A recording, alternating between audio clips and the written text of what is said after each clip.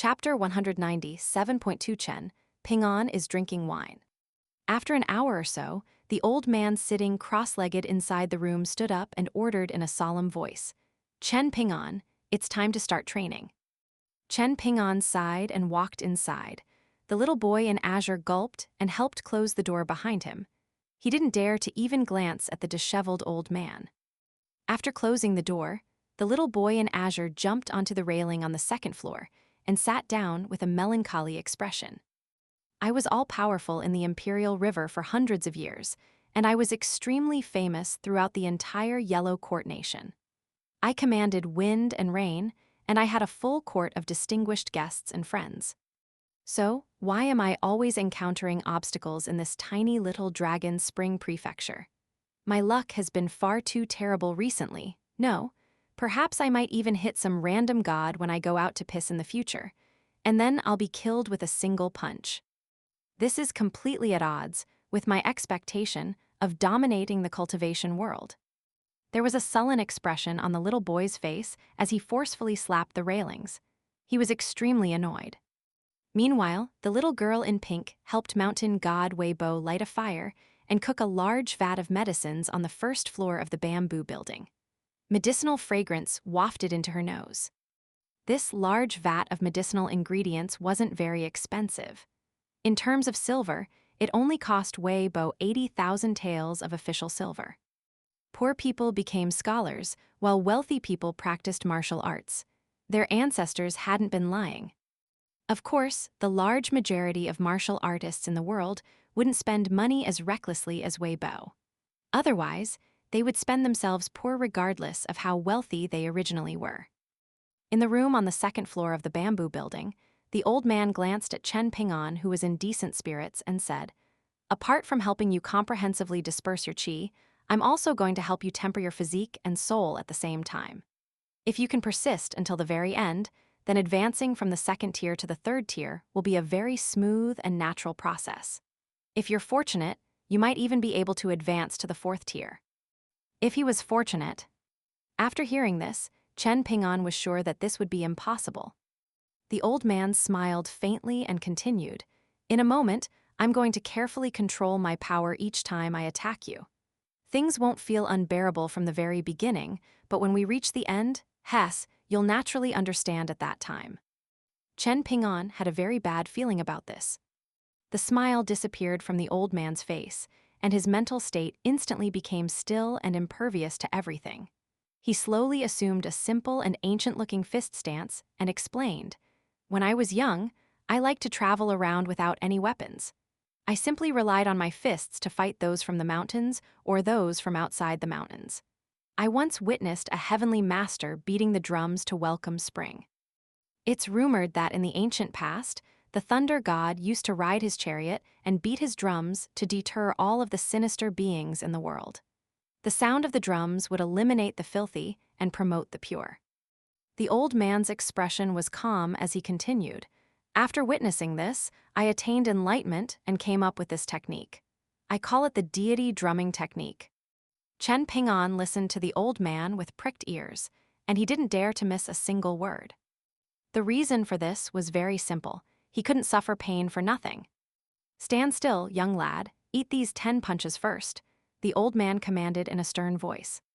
It was as if crisp firecrackers were going off in the room on the second floor. The 10 relentless punches slammed into different areas on Chen Pingan's body. The power of these punches traveled through his acupoints, causing his aura to fluctuate without pause. It was as if a broom had swept through his body and brought up plumes of dust. After throwing the 10 punches, a strange smile appeared on the old man's face. Chen Pingan had already prepared for the worst, yet he had been slightly astonished by the mild nature of the old man's punches in the beginning. He could easily endure these punches. In the next instant, however, blood suddenly flowed from all of the orifices on the young boy's face. He collapsed to the ground and rolled around in pain. However, Chen Pingan bit his lips and refused to cry out in pain. After starting to practice fist techniques, Chen Pingan had heard from Zhu He that those who had just embarked on the journey of martial arts couldn't consume alcohol, as doing so would harm one's body. He had also heard many others say that one couldn't allow one's breath to falter. After learning these principles with much difficulty, Chen Pingan cherished them greatly and adhered to them without fault. Even after hearing Lin Xiaoyi say that Arliang's wine contained great fated opportunities, Chen Pingan still didn't regret his decisions a single bit. The old man looked at the young boy rolling around and sneered. "How is it? Does it feel good?" The essence of this fist technique lies in the fact that it can multiply its might with each subsequent punch. As long as you can unleash enough punches at a quick enough speed, even Zenith Heaven Golden Immortals who are regarded as indestructible can be obliterated. The old man appeared slightly adrift after saying this. When standing at the summit of martial arts back then, he had always wanted to know one thing. If the Tao ancestor or Buddha were willing to stand there and not fight back, allowing him to accumulate might using this fist technique, how many hundred of punches could they eventually withstand? And how many hundreds of punches could he successfully unleash? However, the old man quickly came to his senses and explained, "Rest assured, I used a special method when throwing the 10 punches just then, so they won't harm your physical body at all. The punches only landed on your soul, so if you grit your teeth, you can most likely overcome this pain." Chen Pingan rolled around on the floor for 7 or 8 minutes. Afterward, he sat still and breathed according to the breathing technique that old man Yang had taught him. At the same time, he channeled the 18 stops technique that Arliang had taught him. Only after doing this was he able to recover and slowly stand up after 15 minutes. He was drenched in sweat, and it was as if he had just come back from a swim. The old man nodded with a smile and said, "By the looks of it, 10 punches is still within your limits. Then here, eat another 15 punches." After a short moment, Chen Pingan started to roll around on the floor again. He crashed into the wall at some time, yet it was as if he didn't notice this even though his head slammed into the wall. Chen Pingan lay on the floor for half an hour, yet he was still unable to sit back up. Thus, he was naturally unable to stand up and curse the old man. The disheveled old man silently observed the aura that was undergoing subtle changes inside Chen Pingan's body. He then continued, martial Dao, this is also one of the great Daos. Qi refiners always look down on pure martial artists, and they insist on referring to this path as martial arts instead of martial Dao.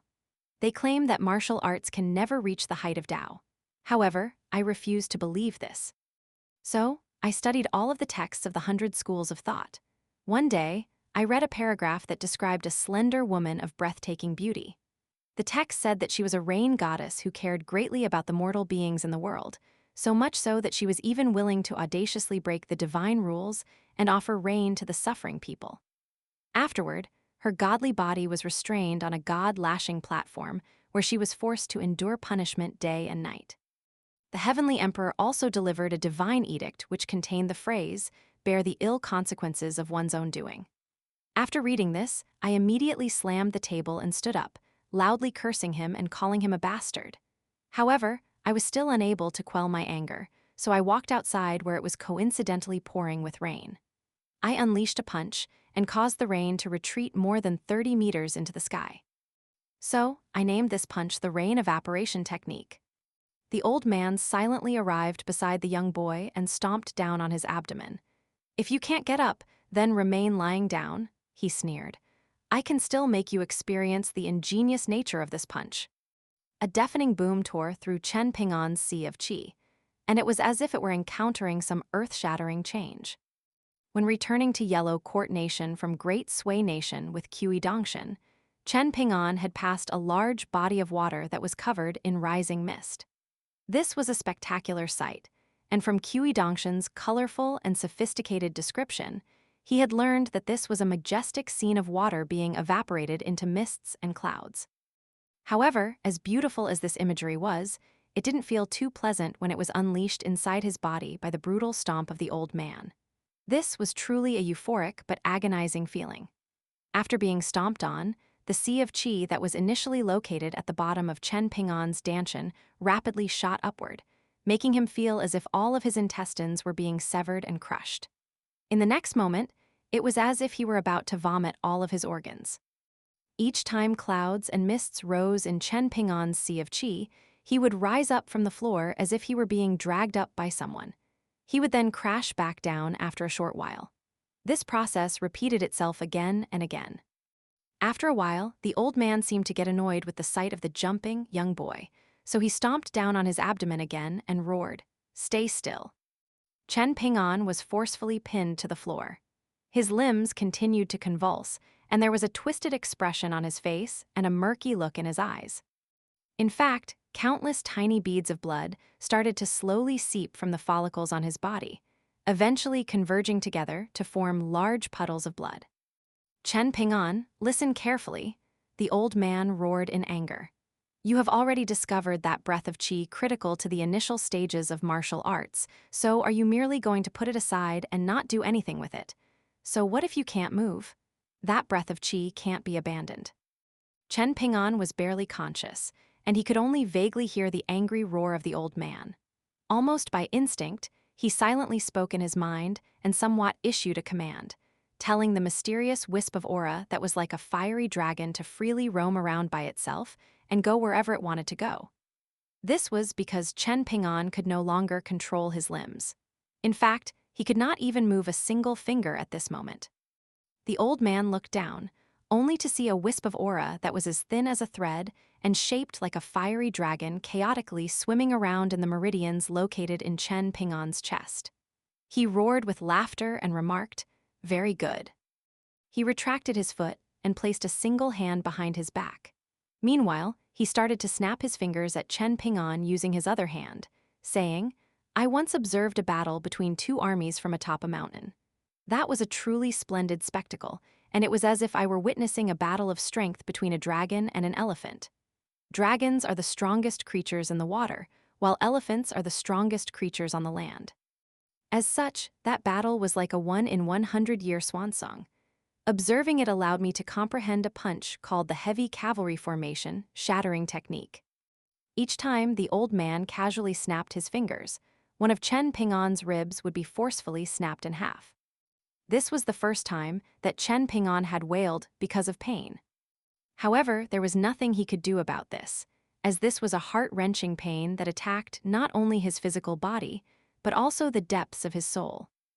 The little boy in azure was petrified when he heard this, and he almost fell off the railing that he was sitting on.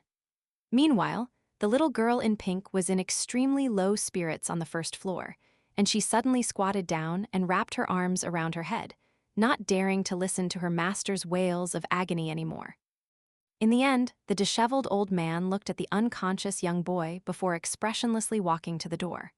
After opening it, he turned to the trembling little boy in azure and ordered, "Carry him downstairs and directly toss him into the tub of medicinal water. There's no need to take off his clothes or shoes. Don't underestimate these things, as they're extremely important to Chen Pingan if he wants to stabilize his cultivation base. They can't be removed. Also, tell that feminine mountain god not to gild the lily and add additional medicines to the tub. Otherwise, I couldn't care less, but that young lad would have suffered for nothing today." After seeing the old man and listening to his command, the little boy in azure was so terrified that he didn't even dare to walk down the stairs. Instead, he directly jumped down from the railing and told the little girl in pink to head upstairs to carry Chen Pingan over. He didn't dare to cross paths with the old man at all. However, he didn't forget to remind Wei Bo not to add additional medicines to the tub after arriving on the first floor. After doing this, he jogged back to the little girl in pink who was standing outside the bamboo building. He gritted his teeth, and with a tap of his foot and then another tap, he gracefully arrived back on the second floor. Rushing over before the little girl in pink could arrive, he summoned his courage to enter the room and sling the bloody Chen Pingan onto his back. After carrying his master downstairs, he carefully placed him into the tub of medicinal water.